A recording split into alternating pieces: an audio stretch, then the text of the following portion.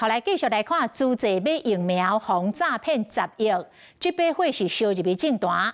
講當時擔任着維權委員會調查委員的蔣萬安，明明甲當時的衛福部長陳時中開過秘密會議，清楚這個流程，煞選擇抹黑。蔣萬安反抗講，衛福部看白。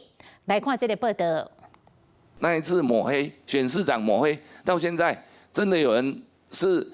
賠了10億元買了個寂寞之後，還是被抹黑。替行政院政府陳時中抱不平，民進黨南投縣長參選人溫世正用汽水身份講解買疫苗流程，罵當時擔任維權委員會調會蔣萬安，明明甲時任衛福部長陳時中開過秘密會議，清楚流程煞選擇抹黑。然後確定這個藥沒有問題，我們出了這個免責條款給廠商，廠商才會賣藥給我們啦。陳時中部長有把整個事情的原委告訴衛環委員會啊，當時衛環委員會的召委是誰？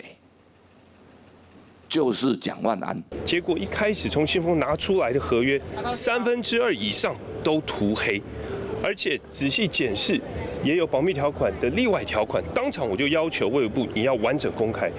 他們還是支支吾吾啊，不願意。蔣萬安反抗，衛福部看白。不過當時同款是維權調會的民進黨新北市長參選人曾健庭嘛，鋪文火球，就是蔣萬安決意將無法度公開資料藏起來，即馬所提查櫃的資料指控黑箱，明神也是你，鬼也是你。這邊民進黨頂蔣萬安，另外一邊國民黨反將敢講陳時中就無問題。來看這一張相片，甲陳時中作為接機的，還有詐騙資罪叫起訴。如果當年就知道陳姓律師可能涉及詐騙，為什麼沒有點名阻止，甚至還跟他一起在機場接疫苗合照？當年好心的提醒，善意的提醒，但是國民黨卻要攻擊成做醜圖。那國民黨難道是跟疫苗掮客站到同一邊嗎？5當前的疫苗爭議，隨資濟10億詐騙案嫌犯局起訴，擱一擺鋪上台面，嘛互當年的調查入去，繼續為過去疫苗秘密會議內容另開戰場。